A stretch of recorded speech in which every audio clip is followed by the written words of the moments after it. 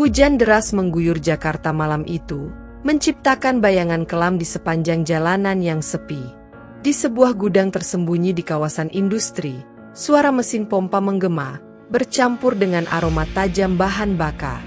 Drum-drum raksasa berisi cairan kehitaman berjejer rapi, menunggu proses pengolahan yang ilegal.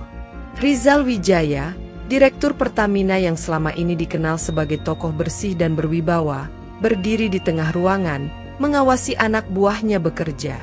Dengan wajah tanpa ekspresi, ia menyaksikan bagaimana Pertalite murahan dioplos dengan zat tambahan sebelum dikemas ulang menjadi Pertamax. Di sudut lain kota, Komisaris Dimas Adiputra duduk di dalam mobilnya, menatap layar ponsel yang menampilkan data mencurigakan. Grafik distribusi bahan bakar menunjukkan anomali besar, perbedaan volume yang hilang di antara depo utama dan SPBU tujuan. Matanya menyipit, membaca ulang laporan dari timnya. Ada sesuatu yang tidak beres. Kehilangan segini besar tidak mungkin hanya karena kebocoran biasa, gumamnya. Ia tahu, ini bukan sekadar kasus penggelapan kecil, melainkan permainan kotor yang melibatkan orang-orang berpengaruh. Sementara itu, di dalam gudang, seorang pria berbadan tegap dengan wajah penuh keringat berjalan tergesa-gesa ke arah Rizal. "Pak, kami punya masalah," bisiknya. Rizal menoleh tajam. "Ada petugas kepolisian yang mulai menelusuri jalur distribusi kita. Jika mereka sampai ke sini..." Ia tidak melanjutkan. Namun, tatapan dingin Rizal sudah cukup untuk membuat pria itu membeku. "Pastikan mereka tidak sampai sejauh itu," jawabnya tenang, tetapi nadanya mengandung ancaman yang tidak main-main. Dimas mengusap dagunya, berpikir keras. Jika benar ada penyimpangan dalam distribusi bahan bakar, maka orang dalam pasti terlibat.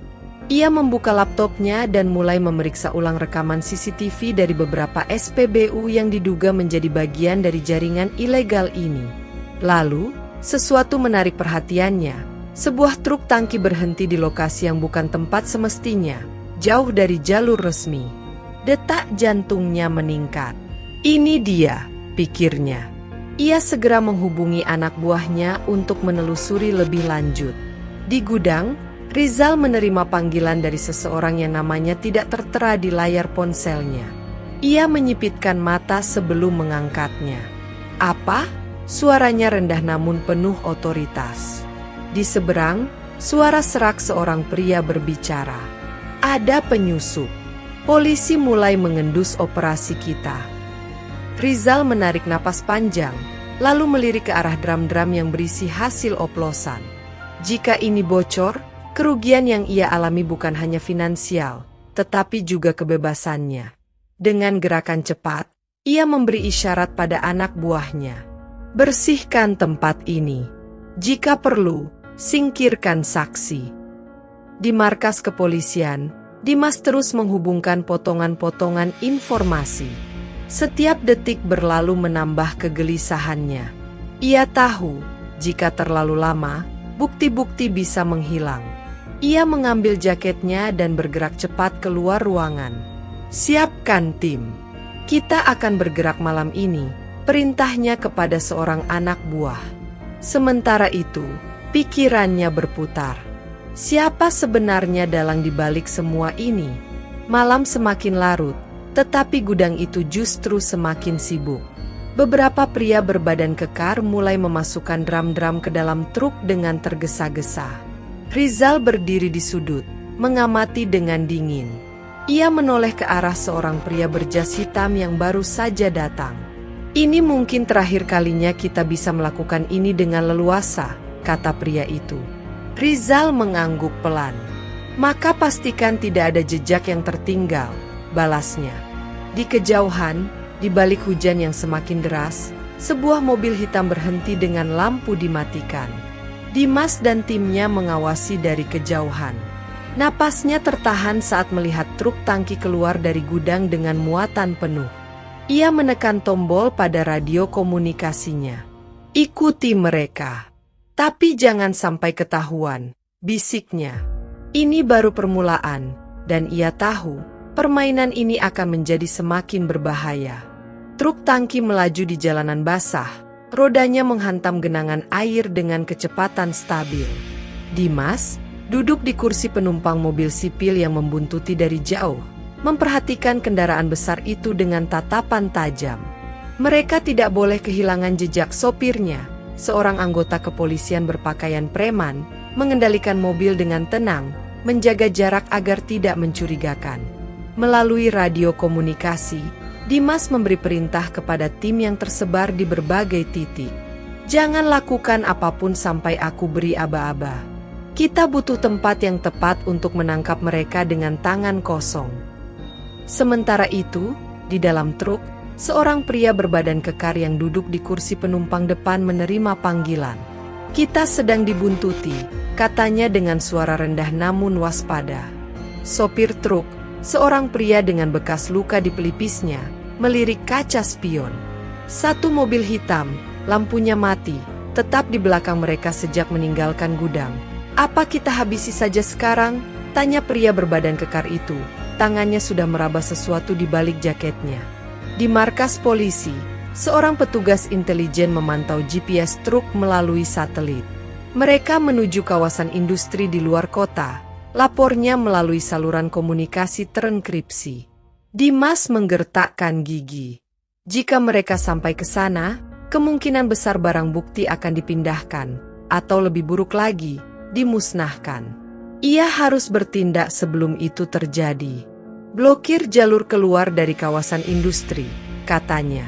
Kita buat mereka masuk perangkap. Di dalam truk, sopir akhirnya mengambil keputusan. Dengan gerakan cepat, ia membanting setir ke kanan, keluar dari jalur utama dan masuk ke jalanan gelap yang lebih sepi. Mobil Dimas pun langsung bereaksi, mengikutinya tanpa ragu. Namun, tiba-tiba, berak. Sebuah mobil lain muncul dari gang sempit dan menghantam sisi mobil Dimas, membuat kendaraan mereka berputar liar sebelum berhenti di trotoar. Debu dan serpihan kaca berhamburan di udara. Dimas keluar dari mobil dengan cepat, merasakan nyeri di bahunya akibat benturan. Ia melihat mobil yang menabraknya, sebuah SUV hitam dengan plat nomor palsu. Ini bukan kebetulan. Ini jebakan. Dari dalam SUV. Dua pria keluar dengan senjata terangkat. Tanpa berpikir panjang, Dimas menjatuhkan dirinya ke tanah dan berlindung di balik pintu mobilnya. Suara tembakan pertama meledak di malam yang dingin. Tim polisi yang ada di titik lain segera merespons suara letusan senjata. Tim Alfa, apa yang terjadi? Suara di radio terdengar panik. Dimas menggeram sambil membalas tembakan, berusaha mencari perlindungan lebih baik. Sementara itu, truk tangki yang tadi mereka ikuti melaju semakin jauh, meninggalkan kekacauan di belakang. Di tempat lain, di kantornya yang mewah, Rizal Wijaya mengangkat ponselnya dengan ekspresi muram. "Mereka masih hidup?" tanyanya dingin. Orang di seberang menjawab dengan nada ragu. "Untuk saat ini, ya." Rizal mendesah panjang, menatap segelas anggur merah di tangannya. Pastikan itu tidak lama. Dimas tahu dia sudah masuk ke dalam permainan yang jauh lebih berbahaya dari dugaannya. Ini bukan sekadar kasus korupsi. Ini adalah perang di dalam bayangan. Hujan semakin deras saat Dimas dan timnya berlindung di balik mobil yang penyok akibat tabrakan. Peluru terus menghujani jalanan gelap, memantul dari bodi kendaraan yang kini menjadi satu-satunya perlindungan mereka. Napasnya memburu. Tangannya erat menggenggam pistol. "Kita tidak bisa terus bertahan di sini," gumamnya pada anak buahnya, Agus, yang berjongkok di sebelahnya. Agus mengangguk, lalu melirik ke arah SUV hitam yang masih menembaki mereka. "Kita butuh pengalih perhatian," bisiknya. Dimas menimbang cepat, lalu mengeluarkan ponselnya. Satu pesan terkirim ke tim cadangan. Detik berikutnya, suara sirene meraung di kejauhan. Dari balik SUV, dua pria bersenjata yang menyerang mereka saling berpandangan. Salah satu dari mereka mengumpat, "Polisi lain datang. Kita harus pergi." Tanpa membuang waktu, mereka masuk kembali ke mobil dan melesat pergi, meninggalkan jalanan yang kini penuh bekas tembakan dan kaca berserakan. Dimas bangkit, masih menodongkan pistolnya ke arah kendaraan yang kabur. Mereka berhasil lolos, tapi itu bukan masalah utama. Truk tangki yang mereka buntuti telah menghilang. Dengan napas berat, Dimas meraih radio komunikasinya. Target utama lepas. Kita harus cari tahu kemana mereka pergi. Penyelidikan membawa Dimas kembali ke satu tempat. Pertamina, tidak mungkin ada penyelundupan dalam skala sebesar ini tanpa ada orang dalam. Ia memutuskan menemui Anton, seorang pegawai di bagian distribusi yang pernah bekerja sama dengannya dalam kasus kecil beberapa tahun lalu. Saat mereka bertemu di sebuah kafe kecil di sudut kota, Anton tampak gelisah. Matanya terus bergerak ke kanan dan kiri, memastikan tidak ada yang mengawasi. "Aku seharusnya tidak ada di sini," katanya dengan suara nyaris berbisik. "Kalau mereka tahu aku bicara denganmu, nyawaku bisa melayang." Dimas mencondongkan tubuhnya ke depan. "Siapa mereka?" tanyanya tajam. Anton menelan ludah. "Seseorang di atas, jauh di atas. Aku tidak tahu pasti siapa, tapi mereka punya kekuatan besar." Truk-truk tangki itu tidak hanya membawa bahan bakar oplosan, tetapi juga mencuci uang. Ini lebih dari sekadar korupsi biasa. Sebelum Dimas sempat bertanya lebih lanjut, sebuah suara letusan terdengar, jendela kafe pecah berhamburan. Anton terjatuh dengan lubang berdarah di dahinya. Dimas langsung berlindung di bawah meja, mengeluarkan pistolnya. Mereka telah ditemukan. Dari luar, seorang pria dengan helm hitam menurunkan pistolnya sebelum berlari ke atas motor dan melesat pergi ke dalam hujan. Dimas keluar dari persembunyiannya, mengepalkan tangan dengan rahang mengeras. Ini bukan lagi tentang uang. Ini sudah menjadi perang hidup dan mati. Hujan deras terus mengguyur jalanan saat Dimas berdiri di luar kafe, menatap tubuh Anton yang tergeletak berlumuran darah. Pembunuhan ini adalah peringatan, mereka yang ada di balik skandal ini tidak akan membiarkan siapapun membocorkan informasi. Dengan rahang mengeras, ia mengangkat radio komunikasinya. "Kirim tim forensik ke sini. Pastikan semua rekaman CCTV diamankan sebelum mereka menghapusnya." Di markas kepolisian, Dimas menatap layar laptopnya dengan tajam. Timnya telah melacak aliran dana mencurigakan dari Pertamina ke beberapa rekening perusahaan fiktif di luar negeri. Jumlahnya tidak main-main, triliunan rupiah mengalir ke rekening anonim, dan salah satunya mengarah ke seseorang yang tidak asing lagi, Rizal Wijaya. "Dia dalangnya," gumam Dimas.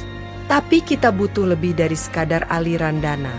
Kita butuh bukti langsung yang menghubungkan dia ke operasi ini." Dimas memutuskan untuk mengambil langkah berani, menyusup ke dalam jaringan Rizal dengan menyamar sebagai investor asing. Dengan bantuan rekannya di Interpol, ia mendapatkan identitas baru sebagai pengusaha minyak asal Singapura yang tertarik untuk membeli bahan bakar dengan harga miring. Jika Rizal benar-benar terlibat, ia pasti akan menggigit umpan ini. Malam itu, di sebuah restoran mewah di Jakarta, Dimas duduk berhadapan dengan salah satu orang kepercayaan Rizal, seorang pria bernama Hendro. Dengan senyum licik, Hendro menyesap anggurnya sebelum berbicara. "Jadi, Anda tertarik dengan bisnis ini? Kami bisa menyediakan bahan bakar dalam jumlah besar, tanpa pajak, tanpa ribet." Dimas, yang kini menggunakan nama samaran Leonard Tan, tersenyum tipis. "Saya hanya tertarik pada harga dan keamanan transaksi. Saya tidak ingin ada kejutan di kemudian hari." Hendro tertawa kecil. "Tidak ada yang perlu dikhawatirkan, Tuan Tan. Kami punya orang-orang kuat yang memastikan semuanya berjalan lancar. Bahkan, orang-orang yang seharusnya menghentikan bisnis ini, justru melindunginya." Dimas menahan ekspresinya agar tetap netral. Ini pengakuan tak langsung bahwa mereka punya orang dalam di pemerintahan atau aparat hukum. Namun, sebelum ia bisa menggali lebih dalam, ponsel Hendro bergetar. Ia melihat layar sekilas, lalu wajahnya berubah serius. "Saya harus pergi. Kita lanjutkan pembicaraan ini nanti." Dimas hanya bisa menyaksikan pria itu pergi dengan tergesa-gesa. Detik berikutnya, ponselnya sendiri bergetar. Sebuah pesan dari timnya. Gudang penyimpanan mereka di Bekasi sedang dikosongkan. Mereka mencurigai ada kebocoran informasi. Dimas mengepalkan tangan. Mereka mulai bergerak untuk menghapus jejak. Jika tidak bertindak sekarang, bukti yang mereka cari akan lenyap selamanya. Ia segera keluar dari restoran dan memberi perintah ke timnya. Kita serbu malam ini. Pastikan mereka tidak sempat menghilangkan bukti apapun. Malam telah larut ketika tim polisi bergerak dalam senyap menuju sebuah gudang di kawasan industri Bekasi. Lampu-lampu di sekitar tempat itu padam, menciptakan suasana mencekam di balik pagar tinggi dan kamera pengawas. Beberapa truk tangki terlihat berjajar, siap diberangkatkan. Ini bukan sekadar tempat penyimpanan, ini adalah pusat operasi mereka. Dimas berdiri di antara timnya, mengenakan rompi anti peluru dan headset komunikasi. Kita tidak bisa membuat kesalahan, ucapnya tegas. Begitu kita masuk, pastikan kita menangkap mereka hidup-hidup. Kita butuh mereka bicara. Dari kejauhan, mereka bisa melihat beberapa pria berbadan besar, para penjaga gudang, berkeliaran sambil membawa senjata. Mereka bukan pekerja biasa. Mereka adalah tentara bayaran. Ini semakin menguatkan dugaan Dimas bahwa operasi ini dilindungi oleh kekuatan besar di balik layar. Tiba-tiba, sebuah truk tangki mulai bergerak keluar dari area gudang. Dimas memberi isyarat kepada salah satu timnya, Budi, untuk mencegatnya. Dengan gerakan cepat, dua anggota polisi berpakaian preman mengendarai motor dan mengikuti dari belakang. Sementara itu, tim utama bergerak masuk. Dengan langkah senyap, mereka menyusup melewati pagar belakang dan mendekati pintu gudang. Dimas memberi hitungan mundur di headsetnya. 3, 2, 1. Serbu. Pintu gudang meledak terbuka dengan suara menggelegar. Tim polisi masuk dengan senjata terangkat, berhadapan langsung dengan para penjaga. Suara tembakan pertama pecah di udara. Beberapa pria bersenjata mencoba melawan, namun mereka kalah jumlah dan persiapan. Satu persatu mereka tumbang. Dimas berlari ke tengah gudang, matanya menyapu sekeliling. Puluhan drum bahan bakar oplosan tersusun rapi, siap dikirim. Tak jauh dari sana, sebuah meja penuh dokumen dan laptop terbuka, bukti yang bisa menyeret Rizal ke penjara. Namun sebelum ia bisa mendekat, sebuah bayangan muncul dari belakang. Salah satu penjaga yang tersisa mengangkat senjatanya, mengarahkannya langsung ke kepala Dimas. Turunkan senjatamu, polisi, atau aku ledakkan kepalamu. Dimas tak bergerak, napasnya teratur, otaknya berpikir cepat. Terlalu dekat untuk menghindar, terlalu berisiko untuk menembak lebih dulu. Namun sebelum pria itu sempat menarik pelatuk, dor, sebuah tembakan mengenai bahu pria tersebut. Ia jatuh tersungkur, senjatanya terlempar ke lantai. Dari belakang, Agus muncul dengan pistolnya masih berasap. Nyaris saja, bos. Dimas mengangguk, lalu segera bergegas ke meja dokumen. Ia mengambil laptop dan beberapa berkas penting. Matanya melebar saat melihat salah satu dokumen, daftar transaksi yang mencantumkan nama Rizal Wijaya, lengkap dengan angka-angka yang mengerikan. Kita punya dia, bisik Dimas. Namun, tiba-tiba, sebuah ledakan besar mengguncang gudang.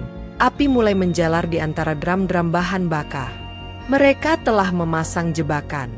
Dimas segera berteriak, "Semua keluar! Sekarang!" Gudang itu akan meledak dalam hitungan detik. Ledakan pertama mengguncang gudang, membuat kaca-kaca pecah dan serpihan kayu berterbangan ke segala arah. Panas mulai menjalar, menyulut drum-drum bahan bakar yang tersusun rapi di dalam ruangan. Dimas merasakan gelombang panas menyengat wajahnya saat ia berlari menuju pintu keluar. "Keluar sekarang!" teriaknya di radio komunikasi. Asap hitam tebal mulai memenuhi udara, membuat pernapasan semakin sulit.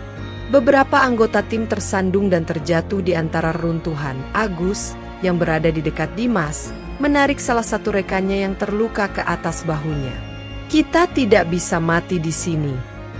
Di luar gudang, Budi dan tim penyergap lainnya menatap ngeri saat kobaran api membesar. "Bos masih di dalam," seru salah satu anggota. Tanpa pikir panjang, Budi berlari mendekat.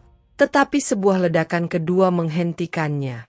Pintu gudang runtuh, menjebak Dimas dan timnya di dalam. Di dalam, Dimas merunduk di balik meja kayu yang kini terbakar. Otaknya berpacu mencari jalan keluar. Ia melihat ke arah kanan, sebuah jendela besar, sebagian kacanya telah pecah. Tanpa ragu, ia menarik jaketnya, membungkus tangannya, dan menghantam sisa kaca dengan sikunya. "Keluar lewat sini," teriaknya. Agus dan dua anggota lainnya segera mengangkat rekannya yang terluka dan memanjat keluar.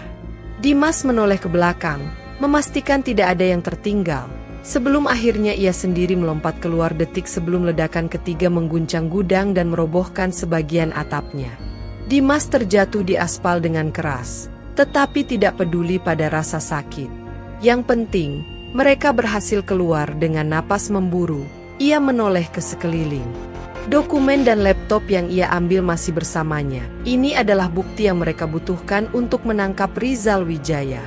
Namun, kemenangan itu tidak bertahan lama.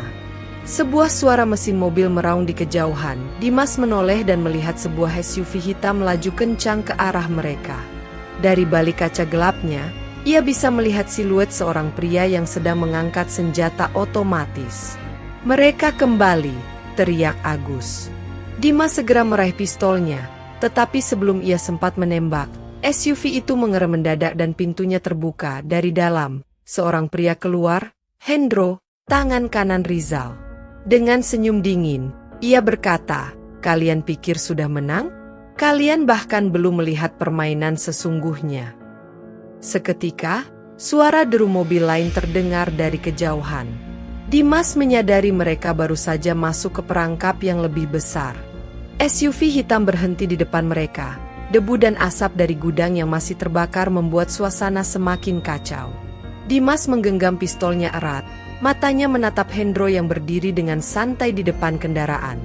Dari dalam SUV, beberapa pria berbadan besar turun, masing-masing membawa senjata otomatis. "Aku harus akui," kata Hendro, melangkah mendekat dengan senyum sinis. "Kalian berhasil membuat sedikit kekacauan. Tapi kalian lupa satu hal. Ini bukan pertarungan yang bisa kalian menangkan." Dimas melirik ke sekeliling. Mereka terkepung, api dari gudang yang terbakar menerangi malam, menciptakan bayangan panjang dari para penjahat yang kini mengepung mereka dengan senjata terangkat. Jika mereka bergerak sembarangan, timnya akan habis dalam hitungan detik. Namun, sebelum Hendro bisa berbicara lebih lanjut, suara sirene polisi mulai terdengar dari kejauhan. Ia mengernyit, lalu memutar badannya ke arah suara itu. "Sialan!" desisnya. "Siapa yang memberitahu mereka?" Dimas tersenyum tipis. "Kau lupa, aku bukan hanya datang dengan satu tim." Hendro menoleh tajam, matanya menyipit penuh kemarahan. Beberapa anak buahnya mulai gelisah saat melihat cahaya biru dari lampu mobil polisi mendekat dengan cepat. Mereka tahu, jika tertangkap dalam keadaan bersenjata, hukuman mereka akan jauh lebih berat. "Tembak mereka sekarang!" teriak Hendro. Suara tembakan langsung memecah malam. Dimas dan timnya bergerak cepat, berlindung di balik bangkai kendaraan yang ada di sekitar mereka.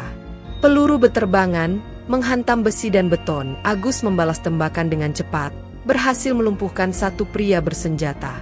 Dimas melihat peluang, jika mereka bisa bertahan beberapa detik lagi, bala bantuan akan tiba. Namun, Hendro tidak tinggal diam. Ia berlari menuju SUV-nya dan berteriak kepada anak buahnya, "Kita pergi! Hancurkan semua bukti!" Salah satu pria bersenjata melemparkan sesuatu ke arah sisa-sisa gudang yang masih menyala. Sebuah granat. Dimas langsung menyadari bahaya itu. Semua tiarap. Ledakan besar terjadi, api membubung tinggi, menghancurkan sisa-sisa bukti yang belum sempat diamankan. Puing-puing beterbangan ke segala arah, membuat suasana semakin kacau. Dalam kekacauan itu, Hendro dan beberapa anak buahnya berhasil masuk ke dalam SUV dan melarikan diri. Namun, tepat saat mereka hendak kabur, mobil-mobil polisi muncul dari arah berlawanan, memblokir jalan keluar mereka. Dimas segera bangkit, meski tubuhnya terasa nyeri akibat ledakan. Dengan cepat, ia membidik SUV Hendro yang sedang berusaha berputar arah. "Dor! Dor!" Dua tembakan dilepaskan, menghancurkan salah satu ban depan SUV. Kendaraan itu oleng, menabrak tiang listrik dan berhenti mendadak. Polisi segera mengepung mereka. Hendro dan anak buahnya berusaha keluar, tetapi mereka sudah kalah jumlah. Dalam hitungan detik, mereka semua terkapar di tanah, ditodong senjata oleh tim polisi. Dimas berjalan mendekat, menatap Hendro yang kini tersungkur dengan wajah penuh kemarahan. "Kau pikir bisa kabur?" tanyanya dingin. Hendro mendengus, menatap Dimas dengan tatapan penuh kebencian. "Kau menang kali ini, tapi kau masih belum menyentuh bosku." Dimas mengepalkan tinjunya. Rizal Wijaya masih bebas. Tapi tidak untuk lama. Malam itu, mereka menang dalam pertempuran kecil. Tapi perang sesungguhnya baru akan dimulai. Dan target berikutnya adalah sang dalang utama. Matahari baru saja terbit saat Dimas dan timnya bergerak cepat menuju sebuah villa mewah di kawasan Puncak, tempat terakhir yang diduga menjadi persembunyian Rizal Wijaya. Setelah penangkapan Hendro, polisi berhasil mengorek informasi dari salah satu anak buahnya yang ketakutan. Rizal berencana kabur ke luar negeri dalam waktu kurang dari 24 jam. Jika mereka tidak bertindak sekarang, dalang utama korupsi bahan bakar ini akan lolos. Dimas berdiri di balik pepohonan lebat yang mengelilingi villa tersebut. 3 mobil mewah terparkir di halaman, siap untuk digunakan kapan saja. Beberapa pria bersenjata berjaga di sekitar rumah, menunjukkan bahwa Rizal sadar ia sedang diburu. "Dia tidak akan menyerah tanpa perlawanan," gumam Agus di sebelahnya. Dimas mengencangkan pegangan pada senjatanya. "Maka kita pastikan dia tidak punya pilihan." Dengan hitungan mundur, tim mulai bergerak. Beberapa anggota menyusup dari belakang, sementara Dimas dan Agus masuk melalui pintu utama. Beraak! Pintu dihantam kuat, membuat beberapa penjaga terkejut. Tembakan pertama pecah. Suasana villa yang semula tenang berubah menjadi medan perang dalam hitungan detik. Dimas menunduk, membidik, lalu menembak satu penjaga yang mencoba mengangkat senjatanya. Agus melompat melewati sofa, menjatuhkan satu pria dengan pukulan keras. Di lantai atas, suara langkah kaki terburu-buru terdengar. Rizal berusaha melarikan diri. Dimas langsung berlari menaiki tangga, mengejar target utamanya. Di lorong, Rizal terlihat berusaha membuka pintu rahasia di belakang lemari buku. Tangannya gemetar saat ia memasukkan kode keamanan. "Tidak secepat itu, Rizal!" Suara Dimas menggema di ruangan. Rizal menoleh, matanya penuh kepanikan. Ia tahu semuanya sudah berakhir. "Polisi brengsek!" desisnya, lalu berusaha merogoh sesuatu di balik jasnya, sebuah pistol kecil. Dor! Sebelum Rizal bisa menarik pelatuknya, Dimas sudah lebih dulu menembak tangan kanannya. Pistol itu terlempar ke lantai, dan Rizal jatuh tersungkur, mengerang kesakitan. Dimas mendekat, menginjak dada Rizal agar tak bisa bergerak. "Permainanmu selesai." Di bawah, suara polisi menangkap para penjaga terdengar jelas. Mereka telah menang. Tak lama kemudian, Rizal digiring keluar villa dalam keadaan tangan diborgol. Wartawan dan media sudah menunggu di luar. Kasus korupsi bahan bakar ini telah mengguncang negeri, dengan total kerugian mencapai 193 triliun rupiah. Saat Rizal dimasukkan ke dalam mobil tahanan, Dimas akhirnya bisa menarik napas lega. "Kita berhasil," kata Agus, menepuk bahunya. Dimas menatap langit pagi yang mulai cerah. Ini baru permulaan. Masih banyak orang seperti Rizal di luar sana. Namun, untuk saat ini, keadilan telah menang. Dan itulah akhir dari perjalanan panjang kasus korupsi yang mengguncang negeri ini. Rizal Wijaya mungkin telah ditangkap, tapi apakah ini benar-benar akhir? Atau masih ada tokoh-tokoh lain yang belum tersentuh hukum? Bagaimana menurut kalian? Apakah hukuman yang diterima sudah setimpal? Atau ada langkah lain yang seharusnya diambil untuk memberantas korupsi di negeri ini? Tulis pendapat kalian di kolom komentar. Jangan lupa untuk like, share, dan subscribe agar kalian tidak ketinggalan konten-konten menarik lainnya. Sampai jumpa di video berikutnya.